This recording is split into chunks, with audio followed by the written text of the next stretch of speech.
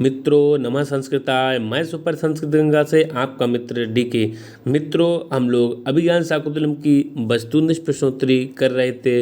आज हम लोग अभिज्ञान शाकुंतलम वस्तुनिष्ठ प्रश्नोत्तरी भाग 7 को देखेंगे। इससे पहले हम लोगों ने 6 भाग कर लिए हैं, जिसमें हम लोग 40-40 प्रश्नों को करते हैं। तो कल तक हम लोगों ने 240 प्रश्न कर लिए थे और आज हम लोग 241 से करेंगे, 241 से आगे करेंगे। तो मित्रों आज का जो पहला प्रश्न है वो ये है कि अनुसुईया जो है वो किसकी सखी है।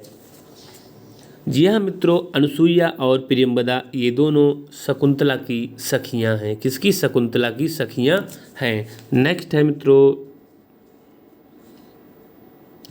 बहुत ही अच्छा प्रश्न है कि अभिज्ञान शाकुंतलम में सर्वाधिक जो प्रयुक्त छंद है वो कौन सा है। मित्रों वैसे तो अभिज्ञान शाकुंतलम में महाकवि कालिदास के द्वारा कई छंदों का प्रयोग किया गया है, लेकिन यहाँ पर पूछा गया है हमसे कि अभिज्ञान शाकुंतलम में सर्वाधिक अर्थात सबसे अधिक जो प्रयुक्त छंद है वो कौन सा है। तो मित्रों अभिज्ञान शाकुंतलम में जो सर्वाधिक प्रयुक्त छंद है वो है आर्या छंद। क्या है? जी हाँ, आर्या छंद का प्रयोग अभिज्ञान शाकुंतलम में कालिदास जी ने सर्वाधिक किया गया है। हम ये भी कह सकते हैं कि नाटकों में सबसे ज़्यादा जो प्रयुक्त छंद है वो आर्या छंद का प्रयोग है। नेक्स्ट है मित्रों, जो कण्व हैं, ऋषि कण्व या काश्यप भी इनका दूसरा नाम है, तो ये कौन थे भैया? भिक्षुक थे, गृहस्थ थे, पर्यटक थे, तपस्वी थे। तो ये तपस्वी थे। मित्रों हम चारों ऑप्शन को नहीं पढ़ेंगे, जहां आवश्यक होगा वहीं पढ़ेंगे, केवल राइट आंसर को ही पढ़ेंगे और टिक करेंगे। नेक्स्ट है मित्रों कि अभिज्ञान शाकुंतलम विभक्त है। अभिज्ञान शाकुंतलम भैया किसमें विभक्त है? तो ये अंकों में विभक्त है। 7 अंक हैं और 7 अंकों में कुल श्लोकों की संख्या है वो 196 अर्थात 196 है, जबकि चतुर्थ अंक में 22 श्लोकों का ही प्रयोग किया गया है। नेक्स्ट है मित्रों कि कालिदास की रचना नहीं है। जी हाँ, कालिदास की रचना नहीं है। तो रघुवंश, मेघदूत, अभिज्ञान शाकुंतलम कालिदास की रचना है, जबकि विक्रमांक देव चरितम ये कालिदास जी की रचना नहीं है। नेक्स्ट है कालिदास की जो कथा है वो उद्धृत है। भैया कहाँ से कथा ली गई है? तो महाभारत के आदि पर्व से ली गई है, जबकि महाभारत के वन पर्व से हमारा किरातार्जुनीयम लिया गया है जो महाकाव्य है। नेक्स्ट है कालिदास की जो नाट्य कृतियाँ हैं। मित्रों हमें यहाँ बिल्कुल भी कंफ्यूज नहीं होना है, आप जल्दी में 7 मत लगा देना, क्योंकि कालिदास की कुल रचनाएं नहीं पूछी हैं। यहाँ पर कालिदास की केवल नाट्य कृतियाँ पूछी गई हैं, अर्थात जो नाटक हैं वो पूछे गए हैं, तो उनकी संख्या जो है वो 3 है। नेक्स्ट है मित्रों, ये भी प्रश्न बहुत ही ज़्यादा महत्वपूर्ण है कि कालिदास के सभी जो नाटक हैं वो कैसे हैं। तो भैया कालिदास के सभी नाटक हैं वो सुखांत हैं। कैसे हैं? सुखांत नाटक हैं कालिदास जी के। नेक्स्ट है मित्रों, यहाँ पर है कि अभिज्ञान शाकुंतलम में कुल पद्य या श्लोक कितने हैं। कुल पूछा गया है, अर्थात 7 अंकों में कुल 196 हैं, जबकि चतुर्थ अंक में 22 पद्य या श्लोकों का प्रयोग किया गया है। नेक्स्ट है मित्रों, कालिदास ने सर्वाधिक किस रीति का प्रयोग किया गया है। तो मित्रों कालिदास के संदर्भ में जो है इनकी रीति से संबंधित एक उक्ति भी कही गई है कि कालिदास विशस्ते वैदर्भी रीति, इससे संबंधित है। तो यहाँ पर कालिदास ने सर्वाधिक किस रीति का प्रयोग किया है? तो वैदर्भी रीति का प्रयोग किया गया है। नेक्स्ट है कि कालिदास के नाटकों में किस छंद की प्रमुखता है। मित्रों फिर से हमारा वही प्रश्न आ गया कि कालिदास के जो नाटक हैं इसमें सबसे ज़्यादा किस छंद का प्रयोग किया गया है, किस छंद की प्रमुखता मिलती है। तो हमको आर्या छंद में ही प्रमुखता मिलती है, क्योंकि कालिदास को आर्या छंद बहुत ही ज़्यादा पसंद है, इसीलिए उन्होंने सर्वाधिक इसी का प्रयोग किया है। नेक्स्ट है उपमा सम्राट, अर्थात उपमा के सम्राट किस कवि को मानते हैं। तो उपमा सम्राट किस कवि कहा जाता है? तो कालिदास को ही कहा जाता है। नेक्स्ट है मित्रों, यहाँ पर है कि भ्रमर से शकुंतला की रक्षा करने का जो वर्णन है वो कौन से अंक में है। तो आप कैसे करें मित्रों?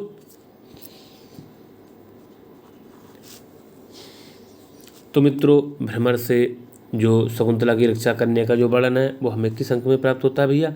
तो पहले ही अंक में होता है। किसमें? पहले ही अंक में हमें भ्रमर से शकुंतला की रक्षा करने का जो है वर्णन प्राप्त होता है प्रथम अंक में। नेक्स्ट है अरे दुर्लभम इदानीम मे सखी मंडनम भविष्यति, दुर्लभम इदानीम में सखी मंडनम भविष्यति, ये कथन किसका है? 254 का देखेंगे, अच्छा प्रश्न है मित्रों। तो ये कथन है, ये जो कथन है वो शकुंतला का है। नेक्स्ट है जो दुष्यंत महाराज दुष्यंत, या ये कहें कि नायक जो दुष्यंत हैं उनके सेनापति का नाम क्या था? तो भद्रसेन जी हैं, वो दुष्यंत के सेनापति हैं।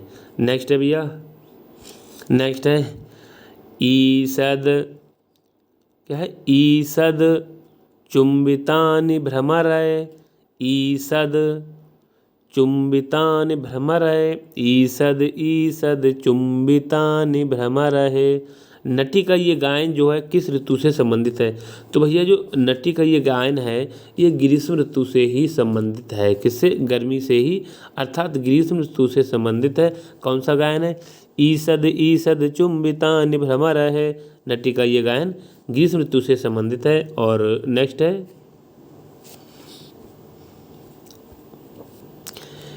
ग्रीवाभंगाभिरामम स्तोकम उर्व्याम प्रयाति, ये जो श्लोक किस रस का उदाहरण है मित्रों? तो ये जो श्लोक है वो भयानक रस का उदाहरण है। किसका है मित्रों? भयानक रस का उदाहरण है। कई बार पूछा भी गया, इसको अच्छे से तैयार करेंगे। नेक्स्ट है भैया मित्रों, नेक्स्ट है हमारा कि अभिज्ञान शाकुंतलम के जो कंचुकी का नाम है वो क्या है? तो कंचुकी का नाम है वातायन। क्या है? कंचुकी का नाम है वातायन। अगला देखेंगे मित्रों, ये जो प्रश्न है वो जो हमारे भाई बहन यूपी टीजीटी या फिर एलटी ग्रेड या पीजीटी, यूजीसी नेट या एमपी टेट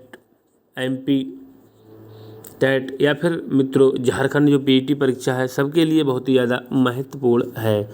तो इसको अच्छे से हम लोग तैयार करेंगे मित्रों। नेक्स्ट प्रश्न है अपीतेषु पद का, अपीतेषु पद में समास है। अपीतेषु, तो मित्रों यहाँ पर निश्चित रूप से नई समास है। कौन सा है? नई समास है। 259 का पहला ही ऑप्शन सही है।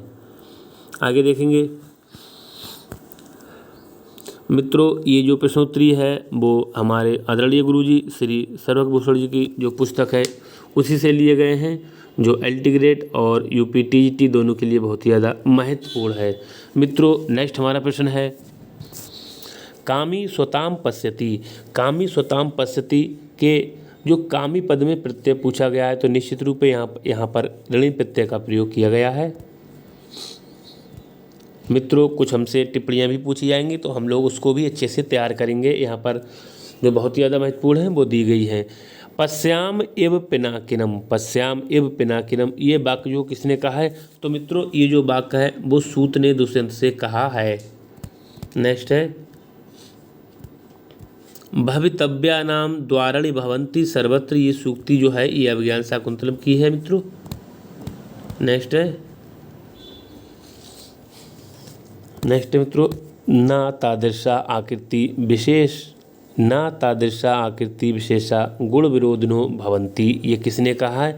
तो भैया ये जो है प्रियंवदा जी ने कहा है। किसने कहा है? प्रियंवदा ने ही कहा है। नेक्स्ट है मित्रों शब्द है हमारा अस्त शिखरम। क्या है? अस्त शिखरम। तो ऐसा शिखर जो अस्त हो गया है, तो यहाँ पर जो है तत्पुरुष समास का प्रयोग किया गया है। नेक्स्ट है उच्चतम नाते मंगल काले रोदितम, किसने किससे कहा है? उच्चतम नाते मंगल काले रोदितम, तो यहाँ पर विदाई के समय दोनों सखियों ने शकुंतला से कहा है। नेक्स्ट है पातुम न प्रथमम व्यवस्यति जलम, रिक्त स्थान की पूर्ति करें तो प्रथमम आ जाएगा मित्रों। ये वाचन से हमारे क्वेश्चन सही होंगे। नेक्स्ट है सह अयमना पुत्र कृतकाः पदवी मृगास्ते, ये कथन जो किसका है? तो मित्रों ये जो कथन है वो कण्व जी का शकुंतला से है। किसका है? कण्व जी का है। और ये किससे है मित्रों? तो ये शकुंतला से है। कण्व जी का किससे है? शकुंतला से है। नेक्स्ट देखेंगे हम लोग